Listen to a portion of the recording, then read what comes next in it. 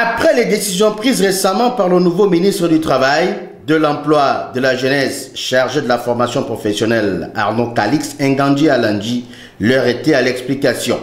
C'est en la faveur d'une conférence débat que l'ancien directeur général de Gabon Oil Company a apporté des éclaircies sur sa feuille de route, notamment améliorer l'employabilité au Gabon avec le suivi des projets tels le contrat d'apprentissage de jeunesse qui incite les employeurs à participer à la formation de jeunes à travers un mécanisme de financement d'apprentissage d'un jeune pendant le recrutement d'un employeur.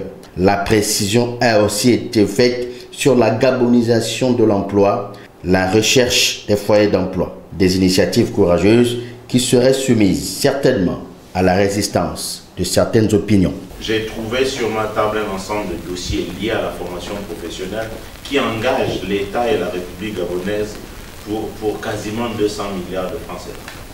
C'est des projets avec AVI, des projets avec la Banque mondiale, avec la BAD pour la construction d'un ensemble d'établissements de formation professionnelle, la réfection des plateaux techniques de certains centres de formation professionnelle et même de certains lycées techniques. Et donc la priorité pour le ministère du Travail, c'est de regarder, quelle que soit la nationalité des gens, là où ils sont, à quoi ils sont occupés et pourquoi ils sont là. Au moins, on a un ensemble d'informations qui nous permet à terme de dire, ok, dans tel secteur, nous avons une forte population de main-d'œuvre étrangère et d'arriver aux causes. Pourquoi? Lorsqu'on a ce pourquoi, on a un ensemble de mesures que l'on peut prendre. On peut décider que le centre de formation de Basile Ondimba va devenir un centre de formation pour les métiers pour lesquels nous avons identifié un ensemble de problèmes dans soit l'attractivité, parce qu'il se peut qu'il y ait des métiers qui n'intéressent pas les nationaux, soit tout simplement parce que les cycles de formation que nous proposons ne sont pas appropriés.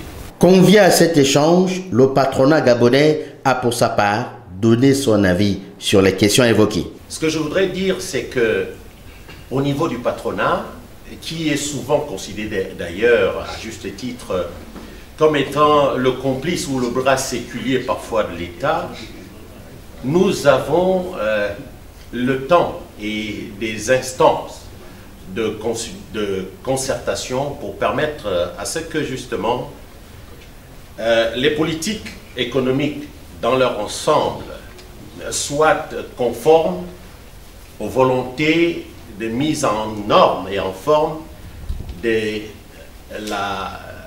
du programme de société ou du projet de société que le chef d'État met en place relativement à ces questions-là. Et je crois qu'il n'y a pas beaucoup de choses à faire. Le ministre a donné un cahier et une feuille de route. Le patronat, avec le ministère du Travail, va régulièrement s'asseoir pour faire en sorte que l'échange entre les missions qu'ils envoient sur le terrain et ce dont l'objectif du plein emploi que veut atteindre l'État, parce que le chef de l'État, dans son dernier discours à la nation du 31, a parlé de 10 000 emplois. La lutte contre le chômage et l'insertion professionnelle des jeunes reste une véritable problématique au Gabon. Le ministère du Travail, après plusieurs politiques mises en place, a désormais Arnaud Calix Ngandji comme nouveau soldat pour vaincre le chômage.